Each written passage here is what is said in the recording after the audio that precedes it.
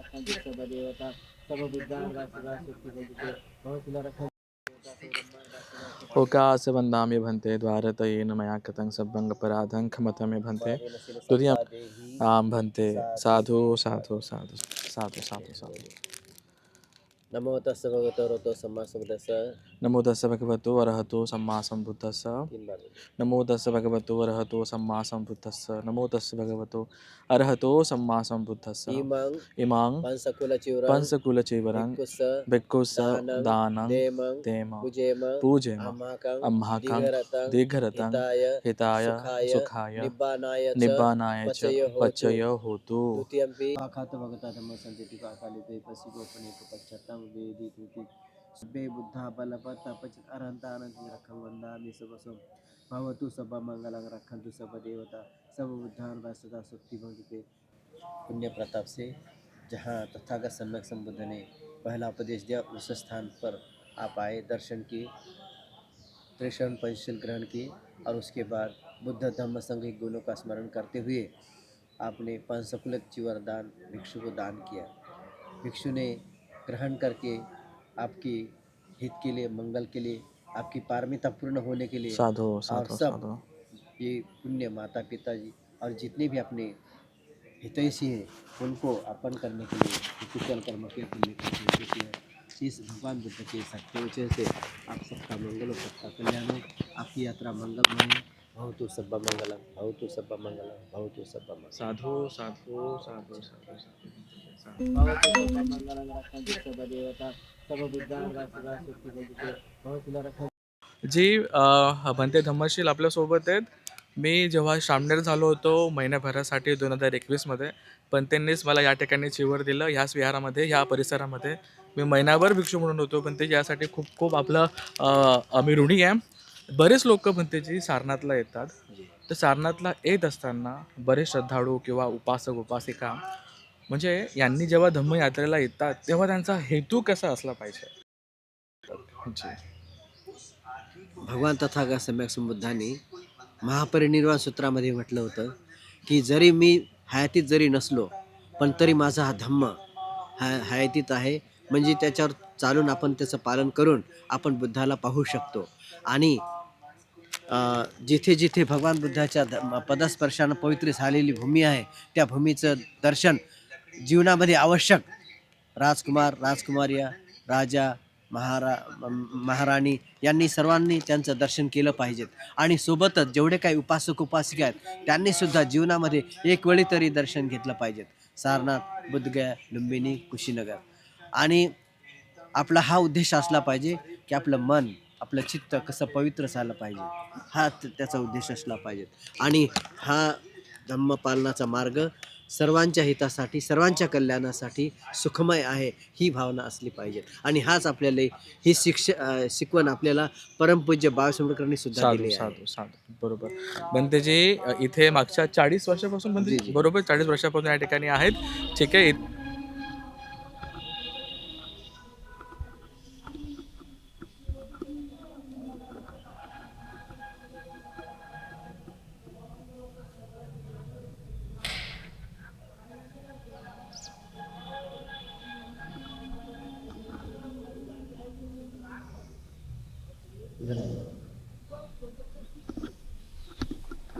जी ये तो धम्मचक्र मुद्रा बोलते हैं. जी बरोबर. मतलब मतलब इसमें पहला उपदेश दिया धम्मचक्र मुद्रा इसको बोलते हैं. जी सारनाथ का यही प्रतीक है. प्रथम उपदेश कौंडन्य वप्प भद्य सुजित महानाम पाशिष्य धम्मचक्र पौतन के नाम से दिया था इसी पतन में वन में. जी ठीक है, ये संक्षिप्त. और फिर उसके बाद ये है धर्मराज. जी धर्मराज क्यों कहते हैं? इसलिए कहते हैं कि जैसे भगवान बुद्ध के काल में राजा बिंबिसार, राजा अजातशत्रु और जब प्रसेनजित और भी थे, तो वो आपस में थोड़ा सा वाद विवाद करते थे. वाद विवाद ये कि मेरे पास इतनी मतलब सैन्य है, धन संपत्ति है, घोड़े हैं या जो भी. तो ये बात भिक्षुओं ने भगवान बुद्ध को बताई. भगवान बुद्ध ने उनको समझाते हुए कहा कि देखो, मैं भी एक बड़ा राजकुमार था, मेरे 3 महल थे, एक गर्मी का, एक जाड़े का और एक बरसात का. और लेकिन मैंने उसको सब छोड़ दिया. और मेरी सुंदर पत्नी यशोधरा, छोटा सा बालराम, ये सब मैंने सर्वसंग परित, इसको महाभ्रेष्क्रमण कहते हैं। महाभ्रेष्क्रमण किया, फिर कठिन तपस्या के लिए 6 साल तक, और फिर उसके बाद सम्यक संबोधि ज्ञान प्राप्त किया, और इसलिए मैं धर्मराज हूँ। धर्मराज, धर्म का राजा। अब मेरी जो शिक्षा है, उपदेश है, सभी मानव जाति के हित के लिए, कल्याण के लिए, तो इस अवस्था में बैठ के उन्होंने उपदेश दिया था। धर्मराज। ओके, नमो बुद्धाय, जय भीम, गुड मॉर्निंग. इथे आपण आलेलो आहोत. मागे धम्मेक स्तूप आहे, त्याच्यानंतर पुढे आहे मूलगंध कुटी विहार लंकेचं, आणि इथे चालू आहे आंतरराष्ट्रीय धम्मचक्र पूजा. जसं की आपण बघतो की बुद्धगयेला दरवर्षी डिसेंबर महिन्यामध्ये चांटिंग होते, बरोबर. पण ह्यावेळेस सारनाथमध्ये 15 ते 21 जानेवारीच्या दरम्यान त्यांनी ॲज अ ट्रायल बेसिसमध्ये की आपण अशा प्रकारची चांटिंग घेऊ शकतो का, असा एक कार्यक्रम या ठिकाणी सुरू आहे. आजचा मला वाटतं हा 3रा दिवस आहे. 15, 16, 17, 18 आजचा 4था दिवस आहे, आणि अशा प्रकारे चांटिंग सुरू आहे. सकाळी 6 वाजल्यापासून कार्यक्रम सुरू होतो. आता इथे भिक्षू लोक येतील चारिकेसाठी, आणि त्यांना भोजनदान देण्यासाठी. समजा इथे बरेच सारे स्टॉल लागलेत, ठीक आहे. बरेच सारे उपहार इथे या ठिकाणी आहेत. मूलगंध कुटे विहारकडनं इकडनं चारिका करतील, नंतर भोजनसुद्धा होईल, आणि दुपारचा कार्यक्रम असतो इथे धम्मेक स्तूपकडे, जे आपण मागे बघू शकतात. आणि अशा प्रकारे इथे लोकांची गर्दी जमा झालेली आहे की बंदे लोकांना दान देण्यासाठी. इथेच सारनाथच्या आवारामध्ये जवळपास 100पेक्षा अधिक बौद्ध विहारे आहेत, आणि खूप सारे देशांचे विहार आहेत आपल्याला माहिती आहेत. तर त्यांचं एक मेन संघटन म्हणून आणि महाबोधी सोसायटी ऑफ इंडिया यांनी जे इनिशिएटिव्ह घेतलं आहे, त्याला प्रोत्साहन देण्यासाठी, त्याला मदत करण्यासाठी सगळ्या विहारांचं, सगळ्या देशांच्या विहारांचं त्यांना या ठिकाणी सपोर्ट आहे. आणि आपण बघू शकतो की इतक्या मोठ्या संख्येमध्ये इथे जनसमुदाय लोक आले आहेत. उपासिका अजून जमा होतील, आणि अशा प्रकारे हे दानासाठी, अशा प्रकारे भिक्षूंना दान देण्यासाठी ते या ठिकाणी आलेत.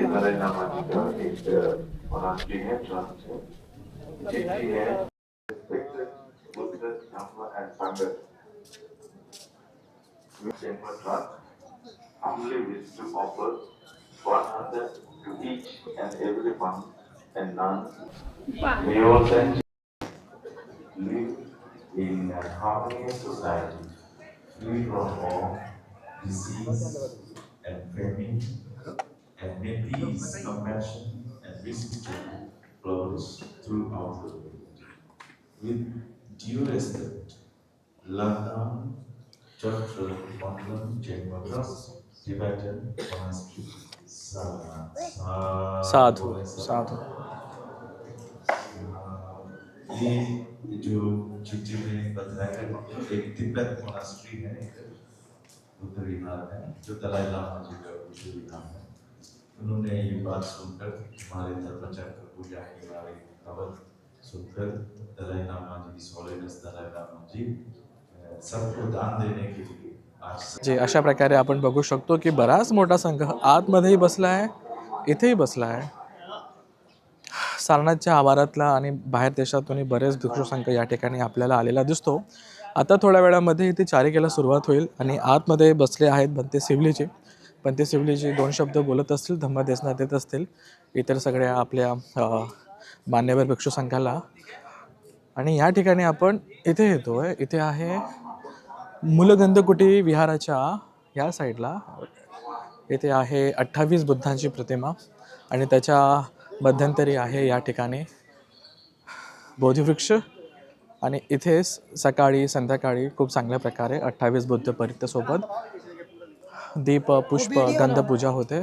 आणि हा 20 टनचं या ठिकाणी बेल लावली आहे, जी रोज सकाळी संध्याकाळी वाजत असते पूजेच्या आधी. या ठिकाणी बुद्धांची प्रतिमा आहे, इथे बोधिवृक्ष आहे, आणि इथे आहे 28 बुद्धांची प्रतिमा. साधू साधू साधू. तंडण करो, तंडण करो महावीरो, मेधन करो महायसो, शरणं करो लोकहितो, दीपं करो जितेंद्रो, कोंडन्यो जनपो मखो मंगलो पुरिसा शुभो, सुमनो सुमनो धीरो रेवतो रतिवर्धनो, शोभितो गुणसंपन्नो अनोमदस्सी जनुत्तमो, पदुमो लोकपज्जतो नारदो वरसातरे, पदुमुत्तरो सत्यसारो सुमेधो अग्गपुग्गलो, सुजातो सब लोक गोपियदस्सी नरासभो, अर्थदसी कारुणिको धम्मदसी तमोनिधो सिद्धत्तो असमो लोके तिस्सो वरद संवरो फुस्सो वरद संबुद्धो विपस्सी च अनुपमो सिखी सब्बहितो सत्था वेसभो सुखदायको ककुसंधो सत्यवाहो कोणागमनो रणज्जहो कस्सपो सिरिसंपन्नो गौतमो सख्यपुग्गवो. ते 28 बुद्ध पूजा हे आहेत इथे. गौतमो सख्यपुग्गवो शेवटी नाव दिलेत बघा. आणि अशा प्रकारे 28 बुद्धांची माहिती आपल्याला या ठिकाणी आपल्या बौद्ध साहित्यामध्ये सापडतं. आणि 29वे बुद्ध ह्या कल्पातले 5वे बुद्ध जे होतील मैत्रेय बुद्ध ह्याच कल्पामध्ये. आणि अशा प्रकारे धम्मचक्र परिवर्तन सूत्र देताना भगवंत आणि 5 भिक्षू, कोणाला माहिती असेल कुठले 5 भिक्षू होते कमेंटमध्ये सांगा. मी लगेच नाव सांगतोय. कौंडन्य, वप्प, भद्दीय, महानाम आणि अस्सजी. अश्वजित म्हणतात पण नाव पालीमध्ये आहे अस्सजी. जर आपण संध्याकाळच्या वेळेस या ठिकाणी येत असाल तर कृपया करून इथे या. हिवाळ्यामध्ये पूजा सुरू होते संध्याकाळी 6 वाजता आणि उन्हाळ्याच्या दरम्यान पूजा सुरू होते संध्याकाळी 7 वाजता. रोज मूलगंधकुटी विहारामध्ये संध्याकाळी धम्मचक्र प्रवर्तन सूत्र हे म्हटलं जातं, रिसाईट केलं जातं. त्याच्या आधी इथे पूजा होते. इथून भिक्षू संघ जातो विहारामध्ये. ठीक आहे. सारनाथला आल्यानंतर इथे येऊन संध्याकाळची पूजा वंदना परित्रा नक्कीच अटेंड केलं पाहिजे.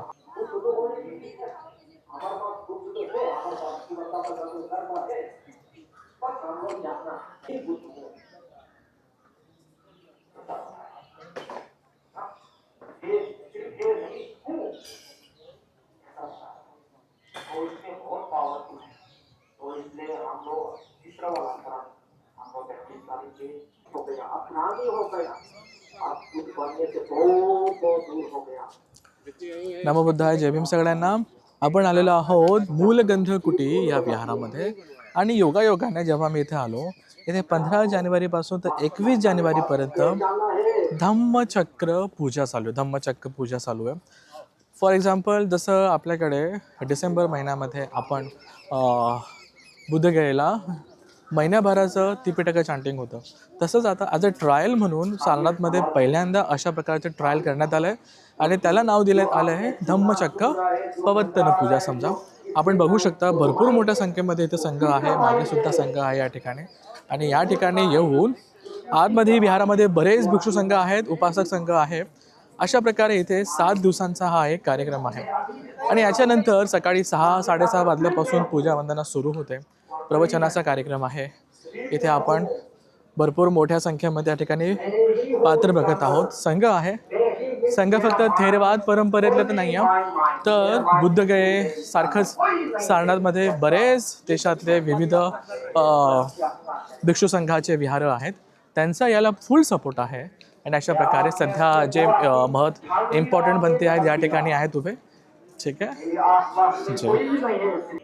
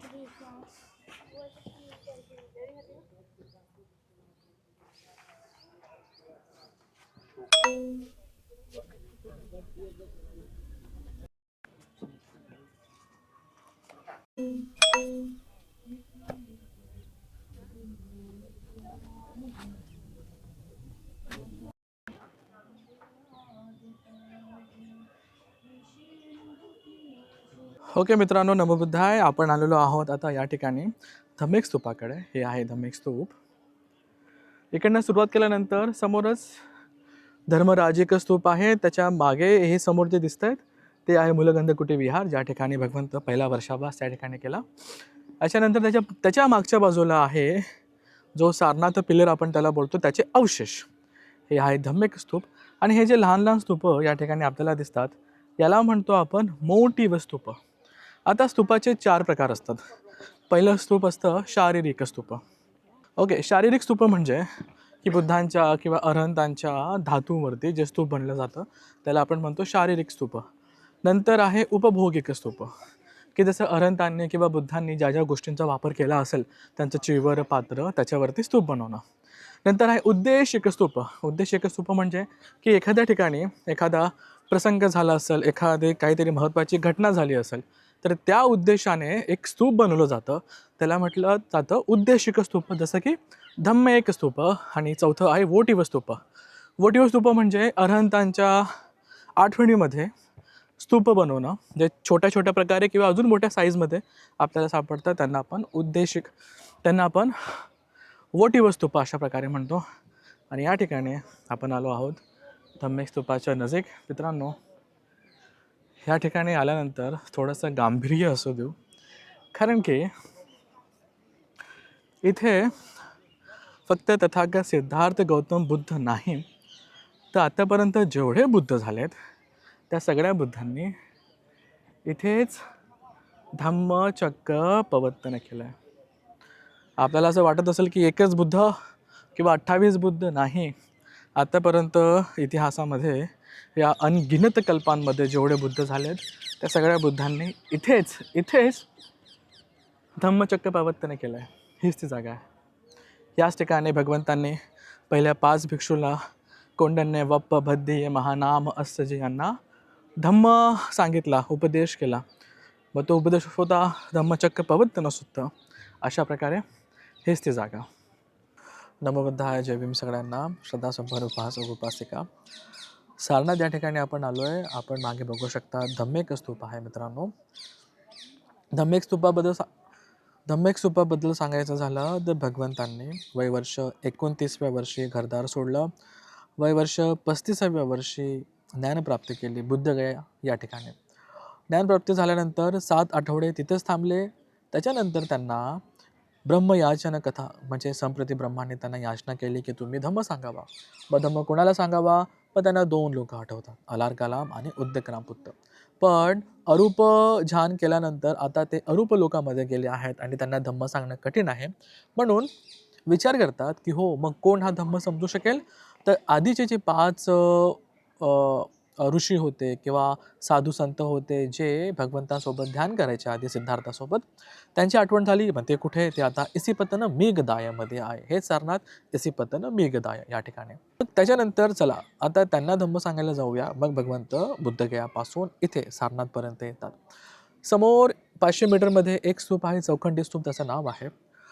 आता सिद्धार्थ गौतमाने भोजन ग्रहण करायला सुरू केलं होतं, म्हणून बाकीचे 5 ब्राह्मण ते थोडे नाराज होते की आता सिद्धार्थ बाटला गेला, सिद्धार्थ आता काही बुद्धत्वाला प्राप्ती करणार नाही किंवा त्याला सत्याची काय ती खोज आहे, ओके, ती आता होणार नाही. म्हणून ते लोक सिद्धार्थाला सोडून आता एकांतामध्ये ध्यान करत होते आणि इथे आले कालांतराने.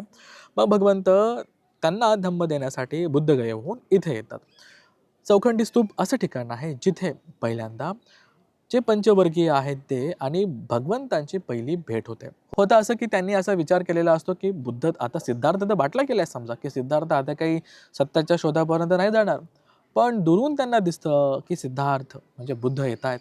त्यांच्यासाठी ते आता सिद्धार्थच होते समजा. पण त्यांनी विचार केला की हा सिद्धार्थ येतोय, त्याला ना कोणी भाव देणार, ना त्याला कोणी काही विचारणार, ना त्याला कोणी पाणी वगैरे देणार, काही नाही. ठीक आहे. पण होतं असं की जसं जसं बुद्ध समोर येत जातात, बुद्धांना बघून त्यांच्या मनामध्ये एक श्रद्धा उत्पन्न होते. बुद्धांचा ओरा बघून, बुद्धांची आभा बघून त्यांचं चित्त प्रसन्न चित्त होतं आणि कोणी काही नाही बोलताच ते बुद्धांकडे जाऊ लागतात. बुद्धांचं पात्र चिवर हातामध्ये घेतात, बुद्धांना बसण्यासाठी जागा देतात, बुद्धांची विचारपूस करतात. भो गौतम असं म्हणत असतात. पण तेव्हा आता सिद्धार्थ नाही आहे, ते बुद्ध झालेत. बुद्ध म्हणतात की मी आता सिद्धार्थ नाही आहे, मी आता बुद्ध आहे. मग बुद्ध म्हणजे काय?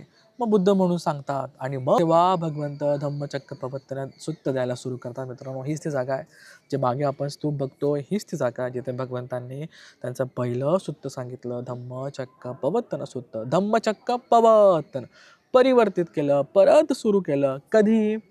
आता धम्मचक्र प्रवर्तन सुत्त भरपूर मोठं आहे. इथे आल्यानंतर नक्की त्याचा पाठ करा, त्याला समजून घ्या, त्याला वाचा. ऑलरेडी आपण याच्यावरती व्हिडिओ बनवला आहे. थोडक्यात सांगूया का धम्मचक्र प्रवर्तन कधी झालं? भगवंत तर बुद्ध झाले, मग तेव्हा धम्मचक्र प्रवर्तन नाही झालं? नाही. तेव्हा तर सम्यक संबुद्ध झालेत, बुद्ध झालेत. सम्यक संबुद्ध इथे येतात आणि धम्म सांगतात. आणि धम्म सांगितल्यानंतर काय होतं? कौंडिन्य हे स्वतःपत्ती फलाला पर्यंत पोहोचतात, स्वतःपन्न होतात. जेव्हा बुद्धानंतर एखादा व्यक्ती हा निब्बाणाकडे जातोय, निब्बाणाला जातोय, तेव्हाच धम्म चक्क पवर्तन होतं. म्हणजे धम्म आता लोकांना समजायला लागलाय. आता लोक निब्बाणाकडे जायला सुरू होतील, तेव्हा धम्मचक्क पवर्तन होतं मित्रांनो. काय होतं धम्मचक्क पवर्तनामध्ये?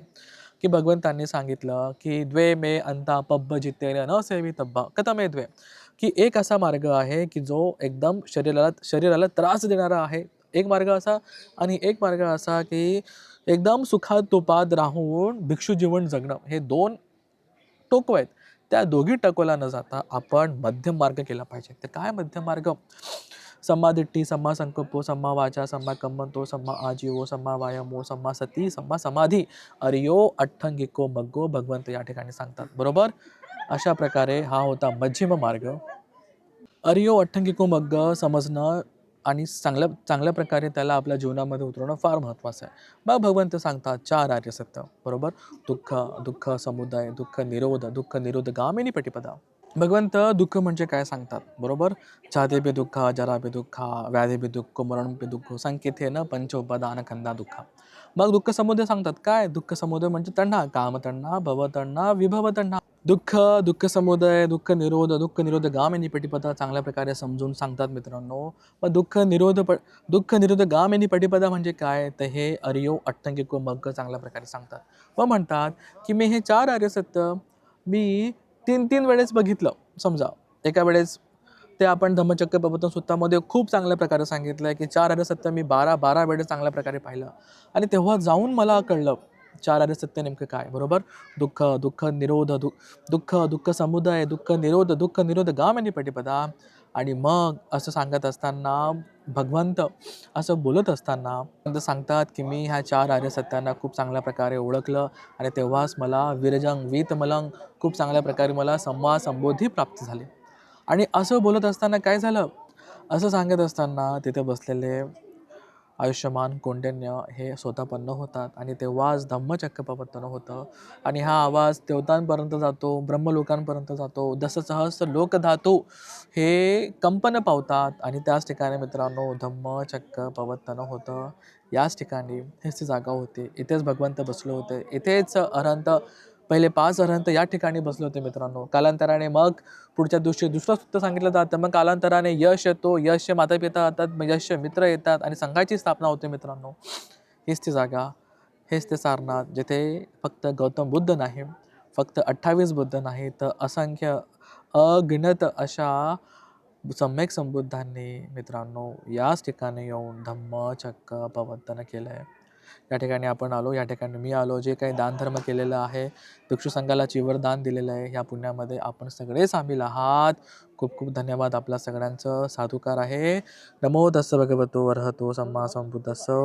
इदं मे पुण्यकम्मं आसवक्खं वहं होतु, इदं मे पुण्यकम्मं निब्बानस्स पच्चय होतु. साधू साधू साधू.